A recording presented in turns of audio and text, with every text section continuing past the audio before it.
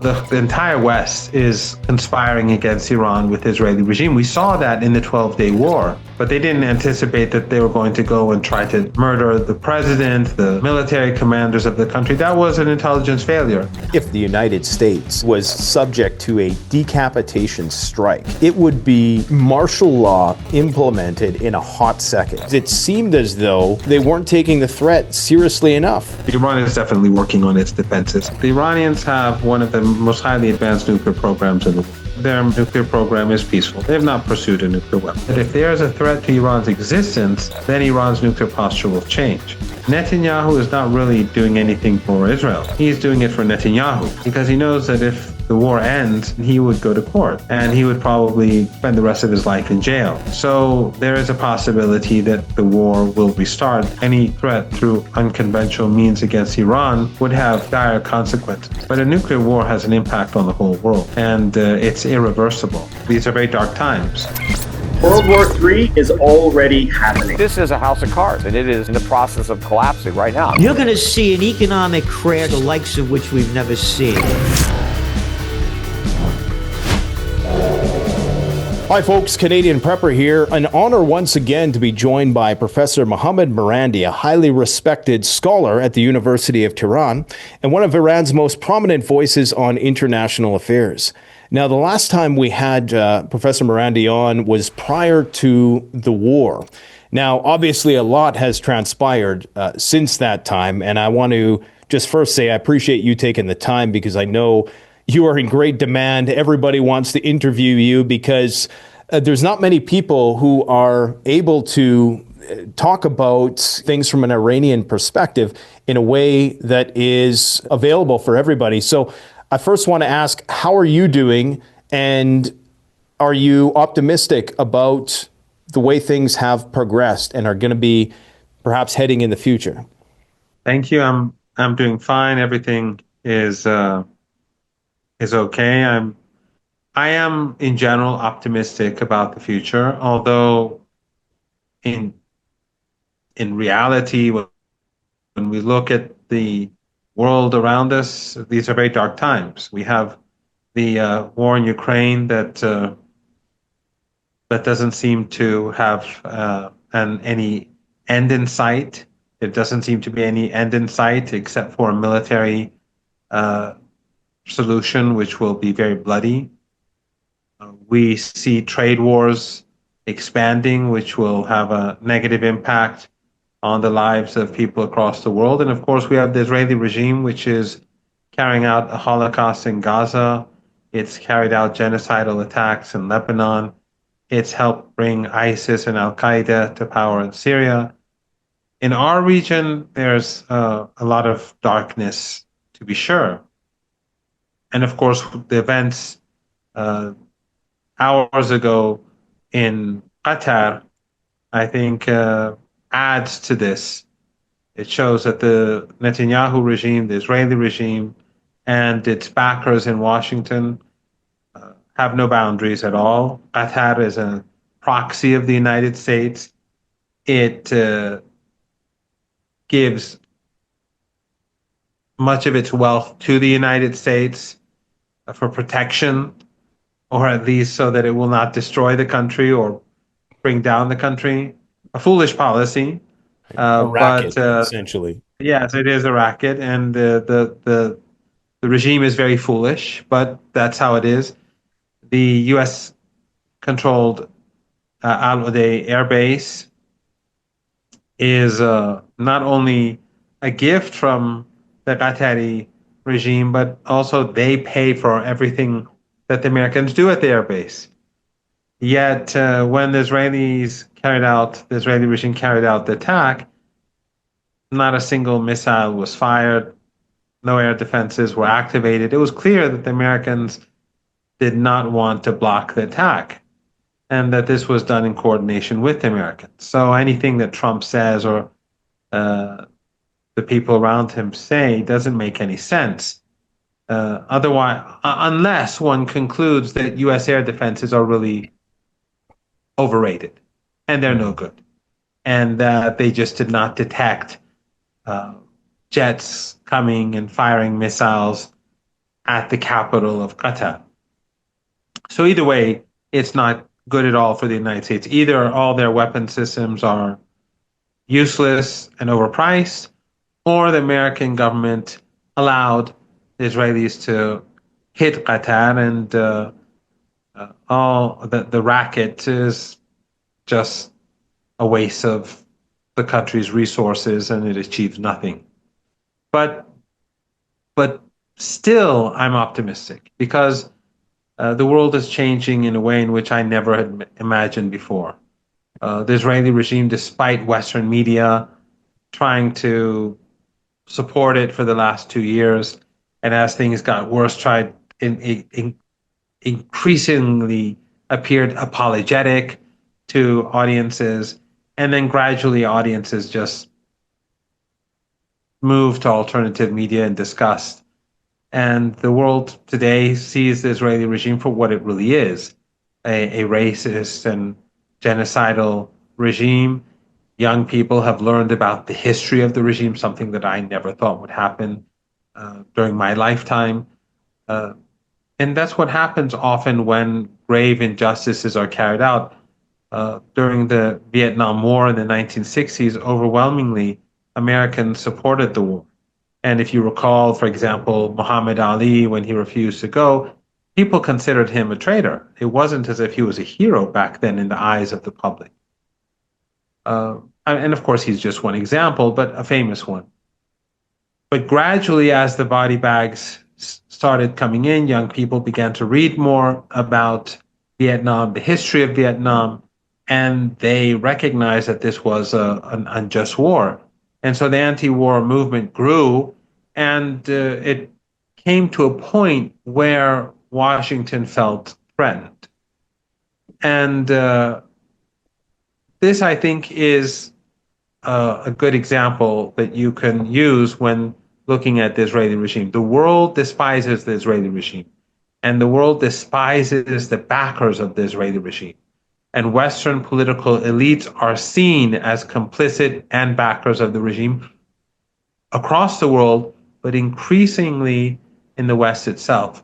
And I think that is the greatest defeat for Zionism and the Israeli regime. And that gives me great optimism, despite the pain and suffering that we're witnessing every day. You wake up in the morning, you look at your Twitter feed or your social media account, and you see dead babies, or at night you see dead families or maimed children. During the day, you see images, such images, just over and over again. It's very saddening. It's very difficult to see and tolerate. Mm-hmm. But when I look at the bigger picture, I feel that there is light at the end of the tunnel. Well, I do believe that character is crafted in the darkness, and my only hesitation with that perspective is that of what consequence is it, though, that the international community, as it's commonly referred, that they have disdain for what Israel and elements of the Western Empire are doing? Of what consequence is it that people are disapproving of it? Because it doesn't seem like anything is fundamentally changing. In fact, today we've seen another duplicitous sort of backstab happen on the backs of, what is obviously a pattern from this point, and everybody who is at odds with the West experiences this sort of deception at one point or another, this perfidy, where you're engaged in diplomacy and then you get stabbed in the back. Now, whether it's Hezbollah, Iran, now Hamas, even the Russians to a certain extent, China even to a certain extent, at what point is there some real consequences for this? Because it seems like they're effectively acting with impunity at this point. And I know in our first interview, I had issued caution about the possible replication of what happened with Lebanon, with the whole pager-style attack. I think I asked you, do you think something like this is possible in Iran? And of course, we've seen what happened there. Uh, do you think that that intelligence oversight was something that Iran has rectified? Have they been able to resolve whatever sort of vulnerabilities existed there, or are they still potentially exposed to that? Because I could see this based on what we're witnessing here. This is obviously a pattern that's going to continue. So has Iran changed anything with respect to their approach in terms of how they're going to deal with the next sidelining of negotiations? Well, your question, I think, should be divided into two parts. First, I think that you're right. And as I said, things are dark now across the world and in our region for the reasons that we both know. And so does your audience. But the reason why I say that I believe there's light at the end of the tunnel is that the shift in the so-called international community at the official level is not really that important for me right now. What is important is popular opinion across the world has shifted. In other words, ordinary people have turned against the Israeli regime. And the longer this genocide continues, the more cemented that hostility will become. And that will have consequences. It will have consequences, and it will have consequences for those powers that support the regime. And we see that the youth in the United States and the West in particular, how they've turned against Zionism and the atrocities that they're carrying out on a daily basis. And as this generation grows older, their influence in society will increase. So I'm not saying that this is going to change things overnight, but there is a sea change in how the world perceives Zionism. And that will have consequences. It has consequences for Europe and the United States because countries no longer have the respect for the United States and its allies that they may have had before. Of course, countries that have been at odds with Western policy in the past, they were more politically aware and they knew that this is the nature of the empire. But now the number of people who recognize this is much greater than before. So that lack of respect is going to have an impact. The Americans like to speak about brand America. Well, brand America is not really a very good brand anymore. And then when you look at how the globe is shifting and you see the rise of BRICS and the Shanghai Cooperation Organization, one reason for that rise is how the West is seen as genocidal, how it is seen as indifferent towards the slaughter of Palestinians, and of course that is accompanied with other policies of the West, the trade wars, the support for neo-Nazis or fascists or extremists, whatever one wants to call them, in Ukraine, and so on, and the behavior of the arrogant behavior towards even countries like Brazil and in India. So as that brand or brand America or the West is weakened at home and abroad, that weakens the Israeli regime as well, because it is a regime that's completely dependent on the West. It's not a powerful regime. It's a regime that can only continue this bloodlust with the heavy support that it gets, financial support, military support, political support, and of course propaganda. And also U.S. proxies, as the fortunes of the West decline, their fortunes decline. These regimes in our region, these family dictatorships that have been obedient to Western elites, and Western elites, of course, are just almost as indifferent, if not as indifferent, to their own people as they are to the people of our region. But as the fortunes of the empire declines, these regimes become more vulnerable because they have no real legitimacy. They're only in place because the West keeps them in place and the West assists them in remaining in power. So as the hand of the West weakens, then these regimes have a greater possibility of being brought down. Remember the so-called Arab Spring or the awakening that we saw a decade and a half ago. A young man, because of a local grievance, burned himself alive, and that brought down the regime in Tunisia and then in Egypt, and we saw upheaval across the region. Today, the situation on the streets is much worse because people are outraged with what they see in Gaza. And of course, the situation in these different countries is worse than it was back then. So when you put all these things together and the rise of BRICS and the scenes that we saw in Beijing and in the Shanghai Cooperation Organization summit in Tianjin, I think that again, when we look, there does seem to be light at the end of the tunnel. With regards to Iran, when you are at war with a coalition of tens of countries, you're always going to be vulnerable. Even powerful countries that have small antagonists will have vulnerabilities. The entire West is conspiring against Iran with the Israeli regime. We saw that in the 12-day war.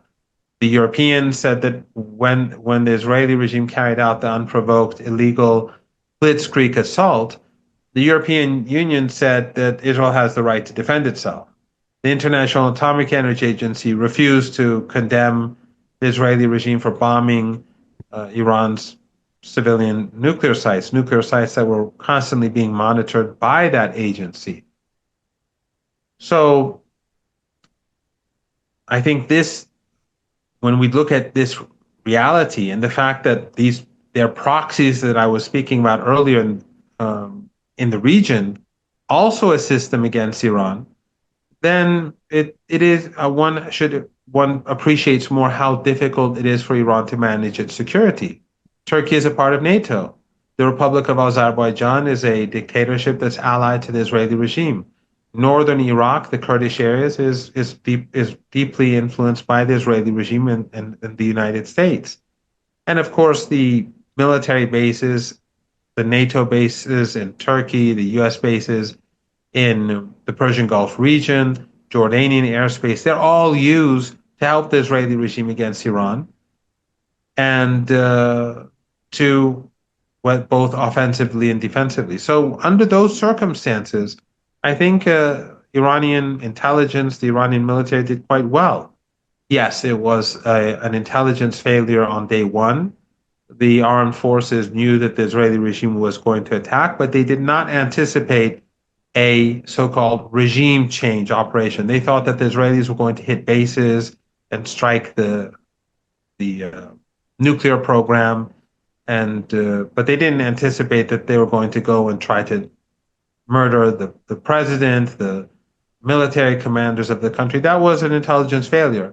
But ultimately, it was a military victory. The Israeli regime lost. We saw Steve Bannon. I saw him twice say that the Israeli regime was saved by Trump. And during the last 3 days of the war, things got really bad for Israel. So the Iranians right now, they are rethinking their defense capabilities, their intelligence apparatus is rethinking its policies, and Iran, of course, is restructuring the military. We saw the creation of a military council within the Supreme National Security Council. So changes are taking place, but I'm quite optimistic. Iran, despite being attacked in that blitzkrieg assault, an unprovoked attack where senior military commanders were killed and martyred. But the Iranian response was very impressive despite those losses. And ultimately, the regime begged the Americans to get a ceasefire. So next time around, the Iranians will be much more prepared. And the Israeli regime gave it their best shot because this was a regime change operation. They exposed all of their assets in Iran. They used every conventional capability that they have at their disposal. So a second round would be foolish, I think, for the regime, but it is not impossible. It's quite plausible because Netanyahu is not really fighting for the interests of the Israeli regime. He's fighting for his own interests. His interests are priority over the interests of this over people of that of of what we would call occupied Palestine. So the intelligence failure that led to the arrests of thousands of people, isn't there something then inherent that's like systemic within that failure that needs to be rectified? Like, it shouldn't somebody there be held to account? It's hard to say as an outsider, but it appeared as though there was not the marshaling of forces that I would have expected. Like, it seemed like they were late to implement any sort of martial law. Like, there seemed like there was a lackadaisical aspect to this, but maybe they were just caught off guard. Maybe the chain of command was thrown into disarray because, as you said, they weren't expecting this attack. But don't you think that somebody should be held to account within the government? Because clearly now they've, especially the existing government, has presided over numerous decapitation attempts, whether it's on Hezbollah, you know, and just all of the skullduggerous behavior that we've seen that the West utilizes in order to subvert and using subterfuge to these deceptive tactics. So, don't you think somebody should be held to account for this? Has there been an outcry from people within Iran that they want answers as to how such a massive intelligence failure could have happened? Well, thousands weren't arrested. The number of people who were arrested were in the high hundreds, and some of them were not really that important or that guilty. For example, if there was a small factory of like 10 people who were building drones, uh, most of those people were uh, Oblivious. they were, yes, and then, for example, they were Afghan refugees who were living illegally in Iran, Right. being paid a very low wage, and they just thought they were working in a factory. As you said, they were oblivious of what these drones were for. So some of them who were arrested were later released because they really had nothing to, they had no sinister intentions. They may have been illegal residents in Iran, but we have millions of Afghans who are in Iran illegally because Afghanistan, thanks to 40 some years of US policy, it's a destroyed country. So, and of course, so we did have ISIS and Al Qaeda, which has always been closely affiliated with Western intelligence agencies. They were active, they were arrested, and some other people as well. So I don't know the exact numbers, but I think in the low hundreds you had like serious infiltration or serious people who are seriously working against the country. I don't know the number. I'm just guessing maybe Yeah. 300 or something like that. I don't know. I may be wrong, but it's not that high. There was never any curfew in any part of Iran, in Tehran. There were checkpoints at nights, not, if I recall correctly, not during the day, but at nights in some key areas there were checkpoints, mostly focusing on trucks and vans to see if they were carrying drones or anything like that. With regards to Like whether me people were personally, like moved, if my country was just subject to a decapitation strike, I mean, if that were to happen in the United States, it would be martial law implemented in a hot second. Like, there would be curfews, there would be lockdowns. I was just surprised. I mean, were you at all surprised by that? Or is that just, were they trying not to panic people, or what was the reasoning for that? no, I think the culture in Iran is different from the United States, and contrary to what many in the West think that Iran is a police state, Iran is actually far more open than and far more open than Western societies, to be blunt, in many ways. But don't you think And so, during that time of for war, example, I mean, this has nothing to do with the war, but right now in Tehran, we are nearing the end of summer. Mhm. as you and I speak, it's very late actually, and I'm somewhat sleepy, but it's past 1 a.m. If you go to any major park in Tehran, you will see huge numbers of families sitting and having picnics and playing volleyball or badminton. So, and you don't see police cars in Tehran. And those cars that, if you do come to Iran and you do see them, those are traffic cops. Mhm. They're not police. So you rarely see police in Iran. But I did visit the United States a bit after 9/11, and I visited New York, and it was not a pleasant experience seeing all those troops on the streets. You don't see troops on the streets in Iran. So in many ways, it's Iran is a different sort of society than that in the West.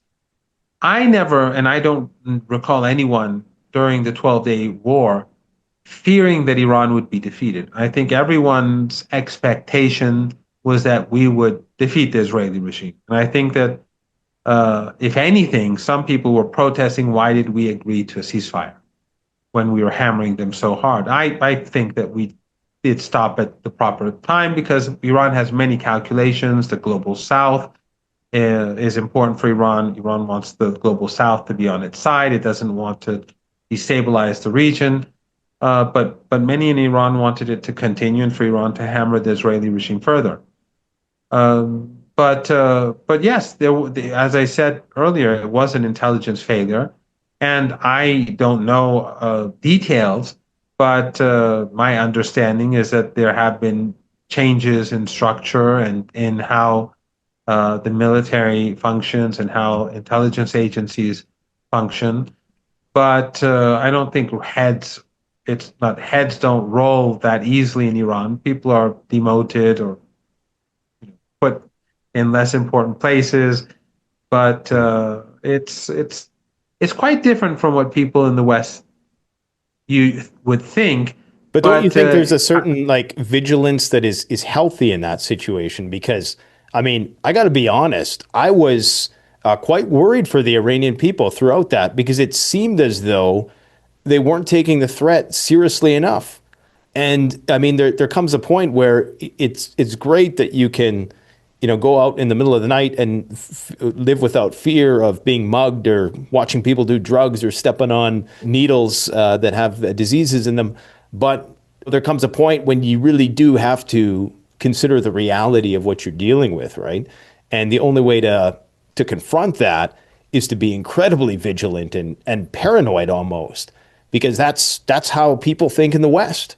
And so, if you're fighting an adversary who thinks in that way, if you're not reciprocating that, it's almost a losing battle. well, first I should point out that I don't want anyone to misunderstand. We do have, for example, drug issues, and we do have people, who are uh, who carry out crime.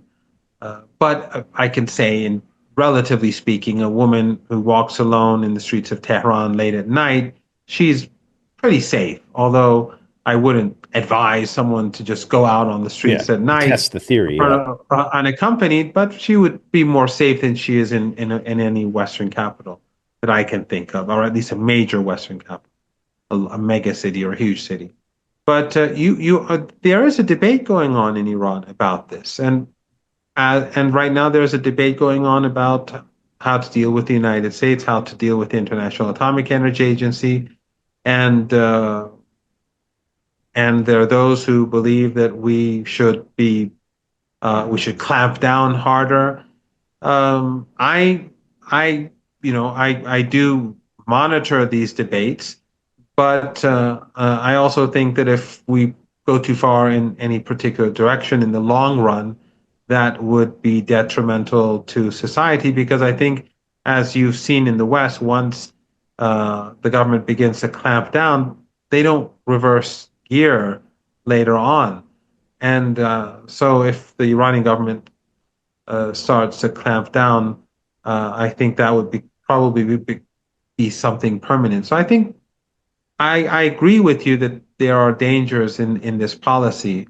But right now, the government, despite all the sanctions, and despite the fact that people are not happy with the economy at all, you do see a large, um, how should a strong rise in popular support for state institutions, the armed forces, and so I think that probably the Pezeshkian administration feels pretty comfortable where it is right now because the population is sort of united. And I think that if the government really pushes too hard down that road, which is there are legitimate concerns, then that could create unnecessary divisions as well. So there are pros and cons. I'm sure that Iranian intelligence is probably much more vigilant today than they were. And actually, during the 12-day war, it was quite extraordinary how many people, how the public helped. They had millions of phone calls by people stating that there's a mysterious or a suspicious van in front of the house. And interestingly, one of the provinces that had the highest degree of cooperation with the police and who were constantly trying to give the police and the armed forces and the intelligence services assistance was in Kurdish areas in Iran. They were doing more than others than the number of phone calls that were being received by the different state institutions that were relevant to security and so on. The number of phone calls from that province, from the Kurdistan province in Iran, was higher than almost any other province. So we've seen today they just made a new deal with the International Atomic Energy Agency. Perhaps you can elucidate the details of that. Is it concerning that this was the agency that was alleged to have leaked information to Israel and the United States? And is this being taken into account in the calculus of this new arrangement, do you suspect? Because clearly you're kind of letting the fox back in the henhouse again. Now, I understand Iran is in a very complicated situation, as you've described it, them versus an entire coalition of very powerful nations that are very resourceful. So it's very easy for people to armchair quarterback and say, well, you know, Iran should just kick the IAE out, because we know that that will come with some sort of consequences, and they have to play their cards very wisely. But what do you think the nature of this arrangement is going to be, and what is going to be done differently? Because clearly they are going to be very reluctant to disclose all of the information about their nuclear program if they're concerned that that's just going to be relayed to their adversary. Well, I don't know the details of the agreement yet. I doubt that the agreement will be something which and a sort of agreement that gives the International Atomic Energy Agency the sort of access that it had before. I find that highly unlikely, and probably I'm pretty sure that that's not going to be the case. But you are right. The Iranians have many calculations. For example, when Trump sent a letter to the Iranian leader, Ayatollah Khamenei, initially he said Iran will not negotiate. That was because of the very aggressive and insulting nature of the letter. And then when the Americans saw that the Iranians were not going to negotiate, they changed their tone. But then the Iranians said, we will only negotiate indirectly. And the Omanis must mediate. And the Americans did not want that. And it took them 2 weeks to agree to this. So the Iranians forced Trump to negotiate within its own frame. And then the Iranians knew that the Israelis were going to attack. They knew that for like 2, 3, 4 days beforehand that something was being prepared. And on that night, they knew there was going to be an attack. Again, they did not think that they were going to attack senior government leaders, but they knew that there would be an attack. But the fact that Iran was negotiating at that time, indirectly, of course, served Iran's interest, because the international community and also ordinary Iranians, they saw how deceptive the United States was, how deceitful it was, and that while it was negotiating, it was conspiring against the country. That strengthened national unity at home, and it strengthened public support for Iran internationally. And Iran's position today internationally is very different from what it was 10 years ago. 10 years ago, Iran was very isolated. Russia, China, they were still sort of on the rise. And there was no, BRIC. Iran was not a member of BRICS or the Shanghai Cooperation Organization, and they were just, they weren't really international bodies that had great relevance. People were talking about them, but nothing major was happening. So Iran back then was not in the sort of position that it is today. Today, Iran is in a stronger position, and it wants that support that it now has across the global South to be maintained. Iran wants to be seen as engaging, so that if there is a war, if there is conflict, then governments will sympathize with Iran, they'll support Iran, they'll stand with Iran. And that's what happened during the 12-day war.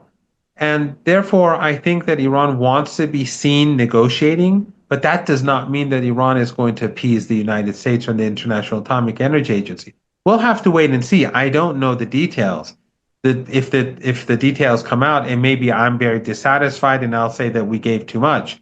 But I have a feeling that the access will be very limited and condition based, and it may not succeed, and it may succeed, but I don't think the International Atomic Energy Agency will at all, as I said earlier, have the sort of access that it had 3 months ago. Yeah, it could be a temporizing measure just to postpone things from escalating in the near term, if anything. Are you at all concerned that, I know you say that depending on who you talk to, some people think that Israel was the one who won the war. Some people say Iran won the war because of, I guess one could say, okay, if it was true that Israel's missile defense was depleted, as some people were speculating, then perhaps it was in their interest to stop the war. But it seemed as though Israel initiated the conflict, and then the conflict ended on their terms, it seemed. Like it seemed as though Trump came in and brought in stealth bombers. They bombed the Fordow facility, and then all of a sudden they said, okay, now we want to time out, and Iran agreed to it. Do you think that because of that, Iran has in some way set a precedent that you can attack us, you can try to kill all our leaders, and we will basically take a timeout when you're ready? Like we won't, and obviously Iran's in a difficult situation because they don't have escalation dominance, they don't have nuclear weapons, so they're in a predicament where they could potentially beget the use of nuclear weapons. But do you think that there's a loss of deterrence here? Because if I'm the United States and I'm looking at this, and now we've let the IAEA back in there, and I'm as diabolical, and I'm playing to win, and I am ruthless, I'm going to try again. Yeah, I don't think that the Israelis won anything. They suffered a major defeat. And the United States, their intervention actually benefited Iran. If you accept the U.S. Defense Intelligence Agency assessment, then Trump's claim is not true. And I'm not saying that, I'm not making any particular comment myself on what happened, but I would imagine that Trump's claim about the Iranian nuclear program is not accurate. And probably the U.S. Defense Intelligence Agency, its assessment is more accurate. The Israelis were unable to destroy anything of significance in the nuclear program because nothing important is on the ground. Everything is underground. And everything important is very, very deep underground. And I don't think, I would guess, that the United States has the ability to destroy Iran's assets deep underground. So what actually that strike did was it gave Iran the advantage of being able to pursue a policy of ambiguity. And the International Atomic Energy Agency wants very badly to come back to Iran. And they have to negotiate with the Iranians, and the Iranians may give them some access and they may not give them access. And the nature of the access that they give remains to be seen. But it is very different from what it was 3 months ago. So Iran has a strong hand. And the US strike did not have an impact on the war. Actually, the war continued for days after the strike, and it was during those days that the Iranian missiles became more destructive, more precise, and more effective. And if you go back and look at what Steve Bannon said right after the war, he said the real untold story about this war is that Trump saved Netanyahu because the situation in Israel was getting very bad. And the Iranian missiles were having a very major impact. Remember, the Iranian missiles are far larger and more devastating than the Israeli missiles. They have huge payloads and they come in at Mach whatever. So each missile that the Iranians struck would create huge damage. And the Israeli regime, I mean, Palestine is not very large. And these, right now, a friend of mine, a colleague of mine, he went to the United States this summer and he met, he in a seminar, he was here listening to an Israeli academic who had also gone to the United States for the summer, and he was saying where you go across to Tel Aviv and you see the damage. You can drive anywhere across Tehran and you probably won't see anything.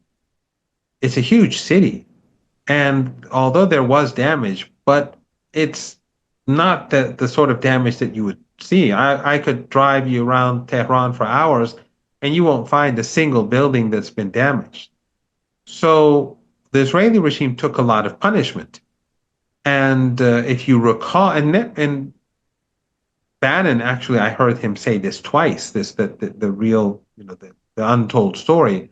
But also, if you recall, during when the ceasefire, Iran didn't accept a ceasefire, they accepted a halt in hostilities. But when the fighting ended, around that time, Trump admitted that Iranian missiles were very effective. And he also said something very peculiar. And that was that Iran can sell whatever oil it wants to China. And while Iran is selling oil at full capacity, but I think it was clear that concessions were made by the United States. And what actually I've heard is that for 3 days, the Americans sent messages to Iran for a ceasefire, and the Iranians didn't accept. And gradually, the Americans had to give a number of concessions to Iran for Iran to accept. So at the end of the day, it was not Iran that asked for the fighting to halt. It was the Americans and Netanyahu that were seeking an end to the fighting for at least 3 days that I know of. But who does that serve, though? Because, like, if you're talking about, if you're comparing the gains of each side, I mean, one side nearly eliminated the entire leadership class of the military, the upper echelon, and I'm not sure how many Israeli officials were taken out, but I don't think it was that many. So I just don't understand, like, how people could chalk that up to a victory per se. I mean, it's one thing, I guess, to say that it ended in a draw, but I don't know if I'd go so far as to say it was a victory, because while there was some buildings destroyed in Tel Aviv, and clearly Iran demonstrated its missile capabilities, which obviously were able to defeat the best missile defense systems in the world, bar none, multi-layered, no doubt. I'm just struggling to see how it's a victory in the way that you're kind of framing it. Again, the only success that the Israeli regime had was on day one, and that was a blitzkrieg attack. They didn't destroy any, I don't know, underground installations where commanders were sitting and monitoring the situation. They killed them in, their apartment blocks, and they massacred everyone in the building or numerous families in these different buildings. And these people don't live in some hidden place. They live in Yeah. Tehran just like everyone else. In your country, the senior officials or senior generals or senior military officers or civil society or MPs or people who are important in civil society, they live in known places. It's no secret. It's no huge intelligence uh, coup for someone to knock down an apartment building, kill 60, 70 people, 20 kids, and get a general killed as well. Right, but the That was that. normalization of that though, like if that happened here and we didn't try to exact some sort of justice for that, it would become normalized. And at least that's the kind of approach that the West would take is that, and we've Well, yes, seen that whether the it's with West. 9/11 or wherever, is if anything happens, it's disproportionately retaliated against. Whereas it seems as though, That's true. That's true. I mean, in the West, I mean, even 9/11 now, uh, major questions are being asked. But if someone kills an American, the U.S. government will go and massacre large numbers of people. That's true, but that's not the mentality in Iran. You know, and this is again something that many people in the West would be skeptical of because for over 40 years they've been hearing nothing but bad things about Iran. Although what I would say to them is that one question that they should be asking themselves that could really undermine these narratives about Iran is that if Iran is so horrible, then why is it only Iran and Yemen as two countries that are really doing something and standing up against the genocide? And everyone else is either helping the Israelis or uh, indifferent at least.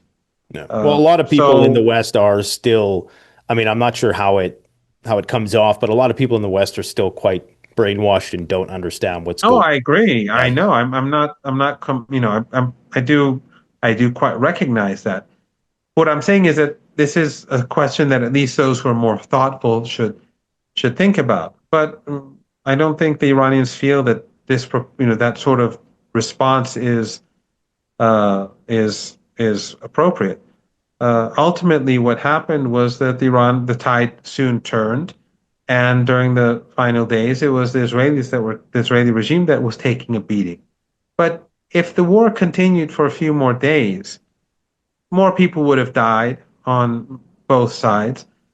But if, at the end of the day, if the Israeli regime was winning, they would have wanted to continue the war. They would have not asked for this to end. They were running out of missiles, true, but they were being hammered hard too as well.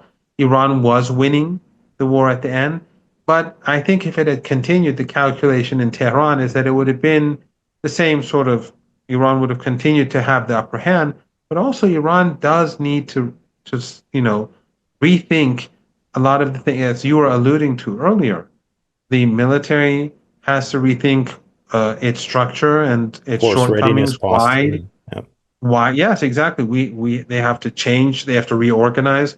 The Supreme National Security Council set up a defense council, which is smaller and makes decisions more easily. Intelligence agencies have to rethink their policies. Iran has uh, many things to rethink, and that I think gives Iran the advantage because, as I said, the Israeli regime gave it their best shot.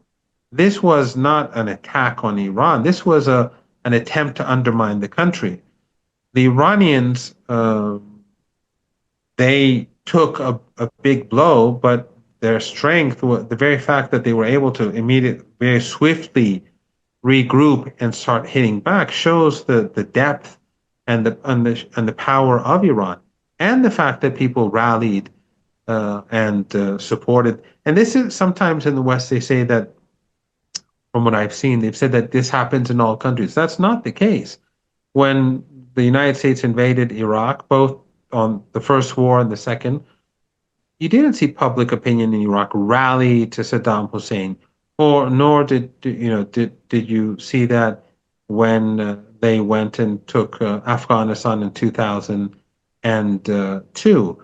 or 2001 and two, and in the process of preparing for the war in Afghanistan in late 2001, uh, people did not want the United States as an occupying force, but they didn't support the Taliban. That's why they were swept away so swiftly. They didn't support Saddam Hussein. That's why he was swept away so easily. But in the case of Iran, people came to the streets as different cities were being bombed and demanded retaliation. So Iran, I believe, emerged much stronger. But I do think that the reason that Iran accepted a halt in hostilities were three key reasons. One is, as I said, well, four reasons. One is, as I said, Iran felt that it had the upper hand militarily, and that the Americans and the Israeli regime came to recognize that.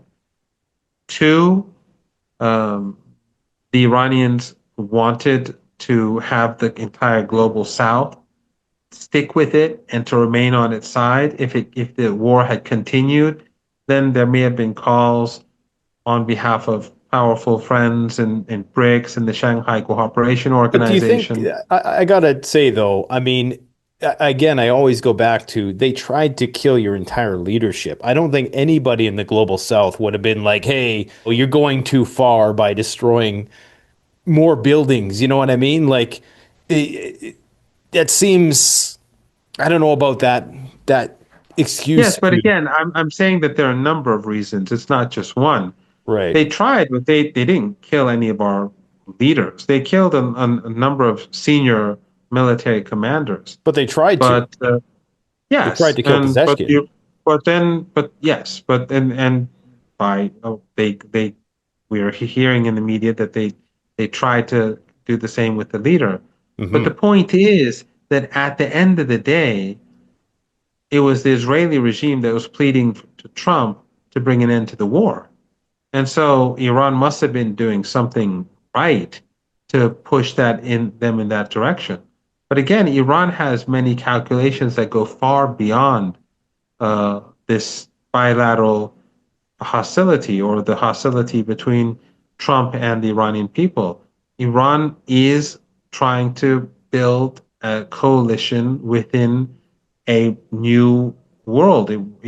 When the Shanghai during the Shanghai Cooperation Organization meeting that we saw, I'm not saying that these are very clear-cut answers. Yeah.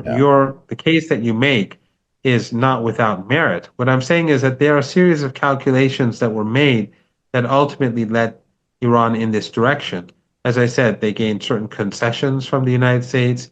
They felt that militarily they had the upper hand, especially during the last few days. And as Steve Bannon, among others, admitted, they had the sympathy of the global South and ordinary Iranians. They did not appear to needlessly being seeking just war for the sake of war. And so politically, not only militarily did the Israeli regime lose, but politically, the Israeli regime lost as well because they were seen as the aggressor, and Iran was seen as both powerful but also uh, careful of its neighbors and the neighborhood and the region and so on. How do you think? I'm not saying your argument again is without Mhm. uh, merit. But what I'm saying is that ultimately, when they put all these arguments, including your argument, the argument that you made together, they came to that conclusion. Otherwise, when the war ended, when Iran ended the hostilities, accepted to stop firing, again, they didn't accept a ceasefire. They just agreed to stop firing. People who came and spoke with me and contacted me, the only protest that I heard was the protest that you make or the statement that you make. A lot of people were saying we should have continued the war.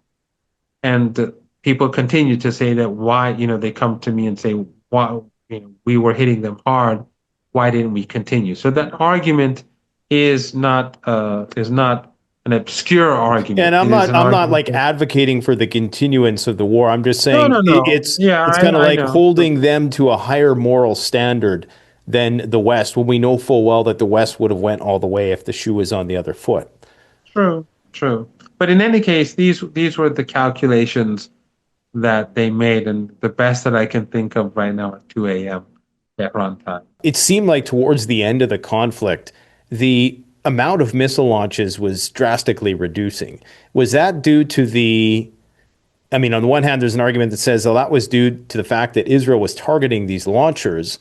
The other argument is that they were using more precise tactics. But was there a limit then in terms of how many of these missiles they could launch at any given time? And how was it that Israel was able to effectively target these launchers when some are saying that they were just doing these standoff strikes from not even entering into Iranian airspace? Other people say they were. What are your thoughts on the actual, and what do you know about the sort of tactical minutia with respect to that, the technical aspects?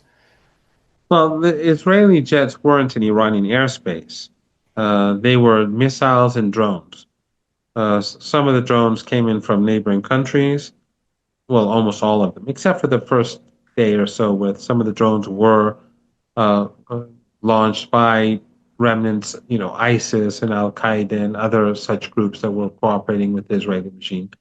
But the major drones that came in were from abroad, from Syria, from Iraqi Kurdistan, and I think from the Republic of Azerbaijan, or at least they flew over the Republic of Azerbaijan.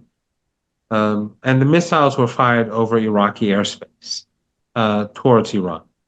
So they would target different places, and some of them were launchers if they could find those launchers through drones.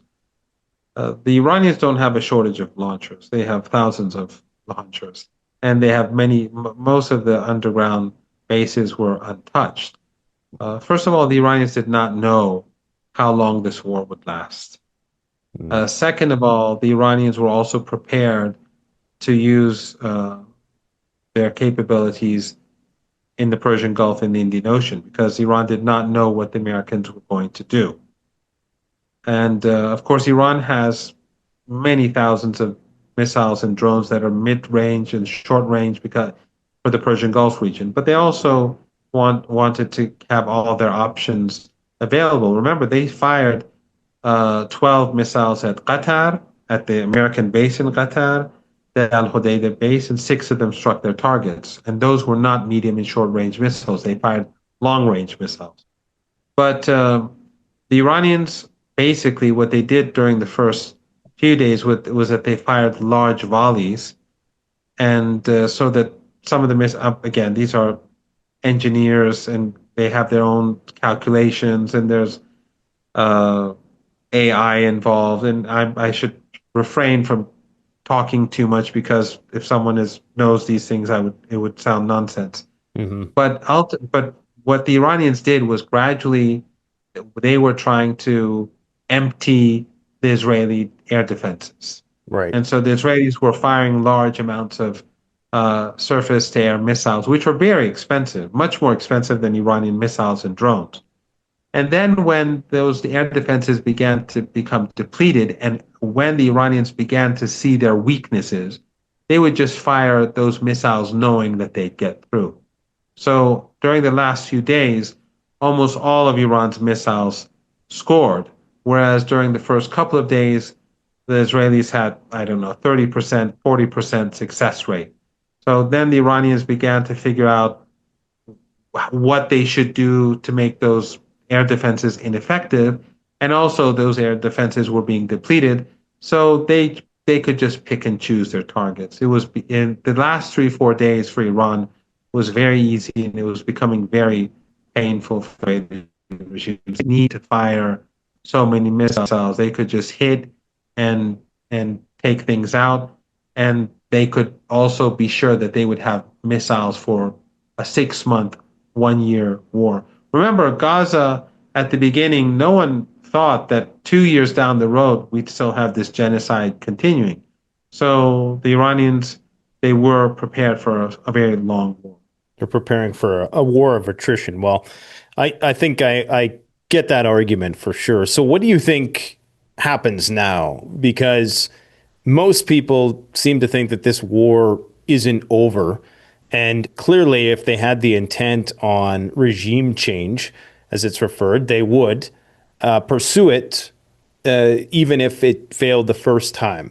So, what do you think happens next? And if and when do you expect hostilities to flare up? Because if you're correct in that they've burned their 0-day exploits, so to speak, in that now whatever vulnerabilities have been patched over by the Iranians, presumably, how does this war initiate again? And on what terms? It seems like now they're setting their sights on Southern Command, as U.S. calls it, Venezuela. And perhaps that's it for Iran for now. What do you think about what comes next? I don't think time is on the side of the Israeli regime. As I said, the Iranians have been learning from the 12-day war. And if the Israeli regime restarts this war, begins another round of strikes, I think the Iranians are going to hit back much harder this time. And they will be much better prepared. And it will be much more painful for the Israeli regime. And I would imagine that the Israeli regime would never think about another attack. However, Netanyahu is not really doing anything for Israel. He's doing it for Netanyahu because he knows that if the war ends, then the crisis in Israel would come to an end and he would go to court. And he would probably spend the rest of his life in jail. So there is a possibility that the war will restart because Netanyahu would need a war. But still, I think it would end very badly for the Israeli regime, much worse than last time around. So Iran is preparing as we speak. But also we have to look at the broader situation, that is that the world is also changing. The West is depleting its capabilities through this stupid war in Ukraine. It is engaging in trade wars across the world. What Israel did to Qatar today was not smart at all. It discredited the United States in the eyes of the world because, again, like with Iran, as they were negotiating, they were preparing for a war and they were trying to deceive Iran. They did the same with Hamas. They gave a peace offer or a ceasefire offer, and then when the leaders gathered, they struck. And the Americans can pretend that they had nothing to do with it, but when the Israelis attacked Qatar, there were no air defenses activated. So either the American air defenses are really no good, and they're just worthless and a waste of money, because the Israeli regime struck Qatar, and they didn't strike a military base; they struck the capital, civilian targets. The Americans did nothing about it. So either their air defenses are pretty, rubbish, as the British would say, I think, or they allowed the Israelis to strike. Yeah, obviously they And allowed. I mean, yeah, I don't even yeah, think we should of entertain course. any other ideas. I No, mean, clearly both the US and Qatar were in on it. yeah, I'm just saying that if someone wants to insist on this myth and they Yeah, really are serious about believing what Fox News or what CNN has to say, then basically they are acknowledging that U.S. weapons are worthless. Uh, it's clear that the Americans were in on right. this, and the Qatari government, they say one thing, you know, Qatar, I have no faith in the Qatari government at any level. So, but in any case, the point is that this damages the United States and this damages uh, Trump and the credibility of the United States. So Iran is strengthened, ironically, by each of these terror attacks by the Israelis because global support is more becomes increasingly moves increasingly to the Iranian camp. So there are many things that are happening now, and of course, there's also Venezuela, another crazy adventure of the United States, which is not going to end well for the United States. But So, what does that mean in terms of Iran as building these connections? Because have they received more military support from Russia or China? How are they going to counteract future threats? Like, how do they prevent stealth bombers from flying over their territory, escorted by all of these fighter jets. Like, what are they? I mean, it's a very difficult situation because now you have the IAEA coming back in. They're looking for any reason, I think, to provide justification for future interventions. And I think it's going to boil down to, okay, where did the enriched uranium go? How much of it is there left? And we want to inspect all your facilities. Now, eventually, they're going to reach an impasse, I suspect, in that the Iranian government's going to disallow them from entering very sensitive facilities that would be deemed a national security risk. And ultimately, that is where things flare up again, I would presume. And at that time, has Iran brokered any sort of arrangements with the Russians or with the Chinese to get direct military support and to potentially either advance missile defense systems or even a nuclear umbrella? I mean, what is the hesitation on the part of Iran to request some sort of defensive pact with the Russians or the Chinese?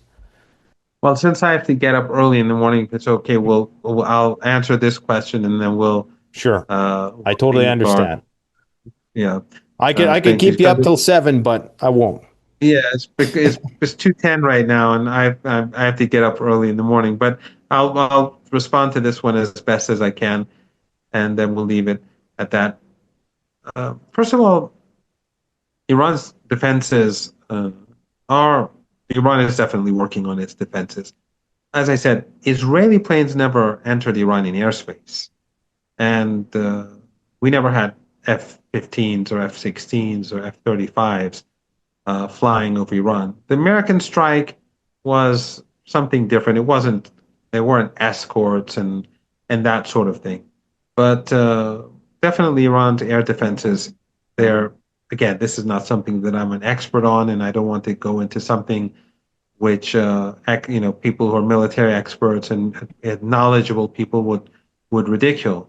But in general, there are two deficiencies that Iran's air defenses have. One is with regards to aircraft. Uh, the second would be drones. And so I think Iran is working on both. The big problem that Iran had was bringing down drones and bringing down missiles. And Iran did bring down a lot of drones and it brought down missiles. I don't know what percentage of the missiles, but except for the U.S. strike uh, on Iran, the single strike, which I don't think anything but those stealth B-2 bombers were entered Iranian airspace. I could be wrong. I'm not sure. But there were no breaches of Iranian airspace by Israeli aircraft. So they have to work on that. And Iran does produce its own air defenses. It does have Russian air defenses. I would imagine, and I'm just speculating, 100% speculation, that because China is progressing so fast in the in the new technologies and in AI, that probably the Iranians are speaking with the Chinese about acquiring systems that are, very, very advanced in this regard. The world has changed. In the past, for example, the maneuverability of an aircraft would be something very useful, but now I think it's the networking and how the different defense systems and missile systems and the radar systems and the aircraft, they interact with one another. And that's something that apparently the Chinese are now very advanced in, and that's something that we saw show its effectiveness during the brief war between India and Pakistan. So I'm sure that the Iranians are looking at their shortcomings and trying to compensate for it. But I think the most important thing for Iran is a powerful offense. And Iran is improving its missile capabilities. It is, and it will hit much harder next time around. Well, I would just say, to be a bit more cynical, that it seems like until they resolve the stealth bomber issue, because that almost seemed like a harbinger for if they wanted to, and it was almost seemed like a veiled threat that we could put nuclear weapons on these stealth bombers. And judging by the response, I know you say that the international community is overwhelmingly in support of the struggles of people in Gaza, and even the plight of Iran under the attacks of the West. I am very. I don't know how confident I am in the assessment that if nuclear weapons were utilized and if that became normalized, that the international community would maybe that would be what actually pushed them over to the edge to do something of significance to resist. But it seems like at this point they could probably get away with it. I mean, if they can get away with what they're doing in Gaza and they can fly B-2 bombers over your country, who's to say that they're not going to arm those with nuclear weapons someday and target those facilities, which would be incredibly ironic. Briefly, yeah, very, very briefly, because it's very late. But what I would say is that the Iranians have their nuclear program is peaceful. They have not pursued a nuclear weapon, but the Iranians have one of the most highly advanced nuclear programs in the world. And it's not just a nuclear program. Iran is very much into high tech, stem cell research. Iran is one of the most advanced countries in the world. In nanotechnology, it's one of the most advanced countries in the world. So it's not just, they're focusing on the military. But Iran has a highly developed nuclear program. And Iran's missile program, I think, is very clear what capabilities it has. And Iran's military program and its nuclear program is indigenous, almost exclusively. They do import some goods, military goods from China or Russia or wherever, but it's mostly produced at home. And this has all been developed over the past 4.5 decades after the revolution. So Iran has a very significant industrial base, and it is a huge country. I think that if there is a serious nuclear threat against Iran, Iran's nuclear posture will change. And that is something that the current head of the Supreme National Security Council has said very clearly.